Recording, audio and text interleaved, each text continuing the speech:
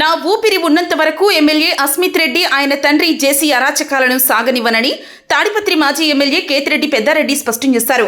పెద్దవడుగూరు మండలం మేడిమేకలపల్లిలో ఇటీవల జేసీతో పాటు ఆయన అనుచరులు చిదంబరెడ్డిని బెదిరించగా ఆయన్ని ఇవాళ కేతిరెడ్డి పెద్దారెడ్డి పరామర్శించారు. ఇలాంటి వాటికి భయపడవద్దని, అండగా ఉంటామని భరోసా ఇచ్చారు. అస్మిత్ రెడ్డి ఆధ్వర్యంలో వైసీపీ నాయకుల ఇళ్లపై దాడులు చేయడం, బెదిరింపులకు గురి చేస్తూ ఉన్నారని పెద్దారెడ్డి ఆగ్రహం వ్యక్తం చేశారు. స్థానిక సంస్థల ఎన్నికల నేపథ్యంలోనే ఇలా చేస్తున్నా పోలీసులు ఏ మాత్రం పట్టించుకోవడం లేదన్నారు. గ్రామాల్లో ఎవరూ పోటీకి నిలబడకూడదని బెదిరించడం, దౌర్జన్యాలకు పాల్పడుతూ ఉన్నారన్నారు. పోలీసులకు ఏమాత్రం నైతికత ఉన్నా మీరు వేసుకున్న ఖాకీ యూనిఫామ్కు న్యాయం చేయాలన్నారు. ఎన్ని రోజుల్లో ఇలాంటివి సాగవన్నారు. గ్రామాల్లో నాయకులు ఎవరూ భయపడవద్దని, ధైర్యంగా ఉండాలన్నారు. ఖచ్చితంగా స్థానిక సంస్థల ఎన్నికల్లో అన్ని చోట్ల పోటీ పెడతామని స్పష్టం చేశారు. అధికారులు ఎమ్మెల్యే ఇచ్చే వాటికో పేకాట, మట్కా, గంజాయి, మామూళ్ల డబ్బులకో లొంగి ఇలానే ప్రవర్తిస్తే రేపు వచ్చేది మా ప్రభుత్వమేనని, ఆ రోజు ఖచ్చితంగా చట్ట ప్రకారం మూల్యం చెల్లించుకుంటారన్నారు. ఎమ్మెల్యే చెప్పాడని టీడీపీ నాయకులు ఇష్టం వచ్చినట్టు వ్యవహరిస్తే రేపనేది ఒకటి ఉందనేది మర్చిపోవద్దన్నారు. పెద్దవడుగూరు మండలం ప్రత్యేకంగా తీసుకొని కొంతమంది లీడర్లను టార్గెట్ చేస్తూ ఎమ్మెల్యే ఆధ్వర్యంలో ఎమ్మెల్యే సూచనల మేరకు ఆ గ్రామాల మీద కొంతమంది దౌర్జన్యంగా తిరిగి అందరినీ బెదిరడం జరుగుతుంది. ఏమన్నంటే మేము తెలుగుదేశం పార్టీ నాయకులము, మాకు ఎమ్మెల్యే అండగా ఉన్నాడు, మేమేమి చేసినా చెల్లుతుంది అని చెప్పుకుంటూ ఈ మండలంలో టార్గెట్ చేసి లీడర్లను ఎమ్మెల్యే ఆదేశాల మేరకు మాత్రమే జరుగుతుంది. ఇక్కడ పోలీసులు కూడా ప్రేక్షక పాత్ర పోషిస్తారు. ఈ మధ్యకాలంలో చిన్నడుగురులో కూడా కొంతమంది తెలుగుదేశంకు సంబంధించిన వ్యక్తులు మధుసూదన్ రెడ్డి ఇంటి మీదకి దాడి చేయడానికి పోతే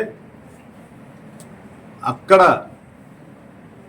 తోపులాట జరిగి కింద పడడంలో కొంతమంది గాయాలైనాయి. మధుసూదన్ రెడ్డికి కూడా చేయికి గాయమైంది. అయినా కూడా పోలీసులు ఏకపక్షంగా వ్యవహరించి ఇతని మీద నాన్ బెయిలబుల్ పెట్టినారు. ఇంటి మీదకి పోయిన వాళ్లకు బెయిలబుల్ పెట్టారు. వాళ్ళని ఇంతవరకు కూడా పిలిచి మాట్లాడిన పాపాన్ని కూడా పడం లేదు.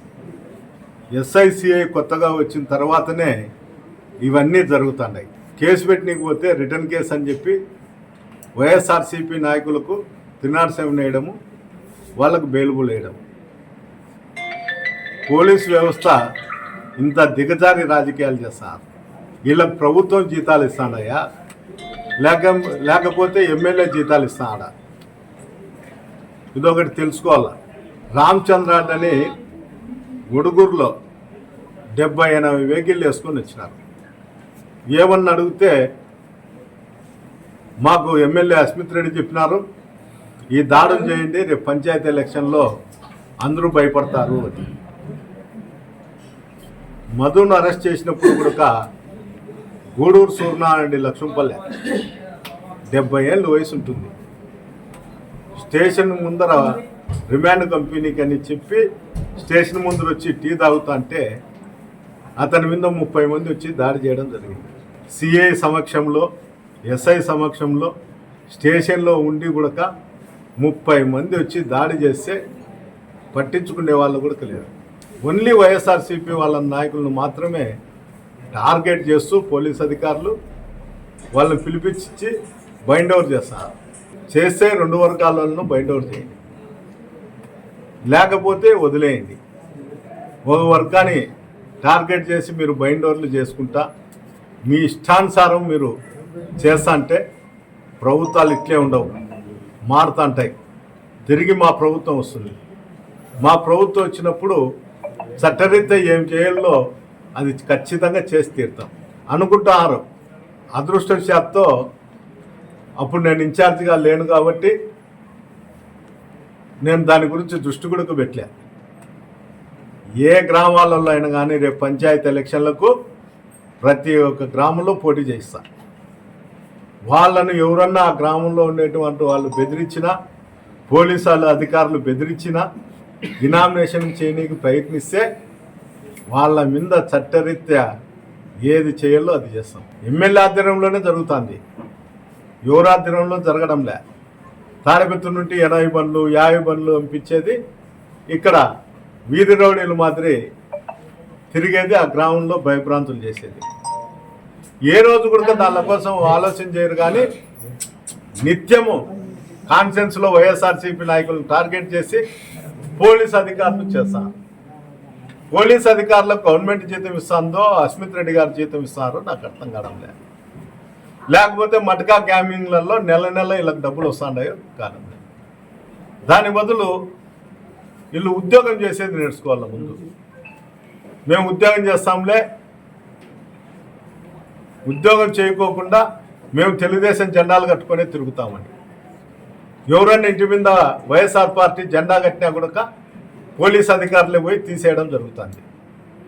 ఎంత నీచంగా బతుకుతున్నారో ఒక్కసారి ఆలోచన చేయండి. తెలుగుదేశం జెండా కట్టుకోనో తెలుగుదేశం షర్ట్లు వేసుకొని ఉద్యోగం చేస్తాము అని నీచమైన సంస్కృతికి ఈరోజు అధికారులు దారితీస్తున్నారు. ఎప్పుడు ఇదే విధంగా ఉండదు.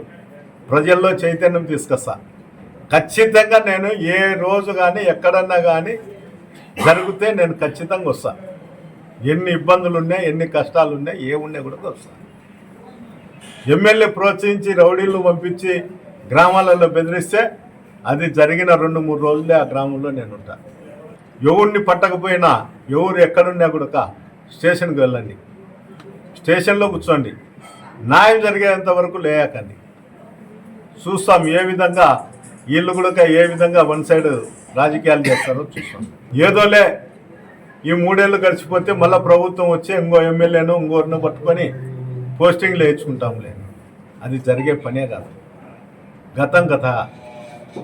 చాలా గ్రామాలలో కూడా తెలుగుదేశం నాయకులను అతను కొట్టమన్నా తిట్టమంటానే కూడా ఎమ్మెల్యే గారు చెప్తానే కూడా కొట్టడంలే. ఈ రౌడీలు గ్రామాలలో తిరిగేటప్పుడు పోలీసులు చర్యలు తీసుకోకపోతే ఇదే విధంగా కొనసాగితే మళ్ళా కూడా ప్రభుత్వాలు మారినప్పుడు ఇంతకు 2 ఇంతలతో శైర్యవిహారం చేసే పరిస్థితి వస్తుంది ఈ గ్రామాలలో. ఆ పరిస్థితి తీసుకొస్తారంటే అది పోలీస్ వ్యవస్థ కూడానే వస్తుంది. పోలీసులు ఇంత నీచంగా ఇంత కకృతిగా పాల్పడుతున్నారంటే వీళ్ళకి ఎంత ఆదాయం ఉందో ఇక్కడ ఒకసారి ఆలోచన చేయాలి. ఈరోజు నేను ఈ ప్రోగ్రాంకి వచ్చినప్పుడు కూడా ఇప్పుడు వరకు దారులకు అడ్డంగా ఉండి మా నాయకులను మా కార్యకర్తలను కూడా అడ్డపడడం జరుగుతుంది. ఇది ఎంతవరకు సమంజసం? ఏదో కానీ చిన్న వయసులో ఎమ్మెల్యే అయినాడు, మళ్ళా తిరిగి కక్షలకు కార్పణ్యాలకు ఆజ్యం పోస్తున్నాడు. ఇది మంచి పద్ధతి కాదు. నీ గూండాయిజము ఏం చేసినా కూడా ఎవరు వైఎస్ఆర్సీపీ కార్యకర్తలు నాయకులు కానీ భయపడే ప్రసక్తే లేదు, భయపడరు కూడా. నేను ఈ తాడిపత్రి కాన్ఫరెన్స్లో ఉండేంత వరకు, నా ఊపిరి ఉండేంత వరకు వాళ్ళ ఆటలు అయితే నేను సాగలేను. ఏది ఏమైనా కూడా మనలో కూడా ఐకమత్యం అనేది ఉండాల. ఎవరిని పట్టకపోయినా అందరూ స్టేషన్కి పోండి, ఒకసారి పోండి, మీతో కాకపోతే రెండోసారి నేను వస్తాను. దయచేసి ప్రొటెక్ట్ చేయండి. ఏమి మనకన్నా బలమైన వాళ్ళు తెలుగుదేశం కార్యకర్తలు కాదు, ఈ కాన్ఫరెన్స్లోనే కాదు. ఎవరికి బలం ఉందని వాళ్ళు చెప్పుకుంటారు తప్ప వాళ్ళు బలహీనులే. ఏదో ప్రభుత్వం పోలీసులు అండ ఉంది కాబట్టి ఈ విధంగా చేసేదానికి ప్రయత్నాలు చేస్తారు.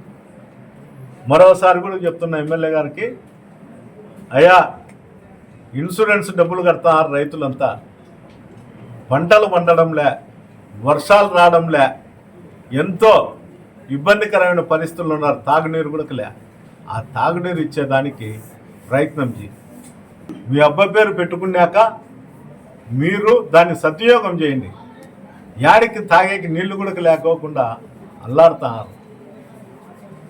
ఈ ఎంక్రోచ్మెంట్లు, మార్కింగ్లు ఇవన్నీ చేసి పోలీసు వ్యవస్థను రెచ్చగొట్టుకుంటూ పోలీసులతోనే వాళ్ళు ఉద్యోగం వదిలిపెట్టి మీ కార్యకర్తలుగా పనిచేస్తున్నారు. ఒకసారి పోలీసు వాళ్ళకి అందరికీ చెప్తాండే, ఈ కాన్ఫరెన్స్లో కొంతమంది అధికారులు అతి ఉత్సాహం చేస్తున్నారు. అతి ఉత్సాహం ఎన్ని రోజులు పనిచేయదు. నేను ఆశామాషగా ఉండేవాడిని కాదు. మీరు ఎంతోమంది లీడర్లను చూసింటారు, ఈ కాన్ఫరెన్స్లో పనిచేసిన వాళ్ళు నన్ను కూడా చూసింటారు. ఏమి రానంతసేపు మీతో నేను సహకరిస్తాను. మా కార్యకర్త నష్టపోయేటప్పుడు, మా నాయకులు నష్టపోయేటప్పుడు దాన్ని సహించే ప్రసక్తే లేదు. అది ఎంత దూరం అన్నా కానీ, ఏమన్నా కానీ కేసులు పెడితే నెలలు ఉంటాం, 2 నెలలు ఉంటాం. మళ్ళీ మా ప్రభుత్వం వచ్చినాక చట్టరీత్యా ఏం చేయాలో అది చేస్తాం. అస్మిత్ రెడ్డి సొమ్ము ఏం పోదు. గ్రామాలలో స్విచ్ పెడితే నా సొమ్ము ఏం పోదు, అస్మిత్ రెడ్డిది ఏం పోదు. ఇబ్బంది పడేది మీరే.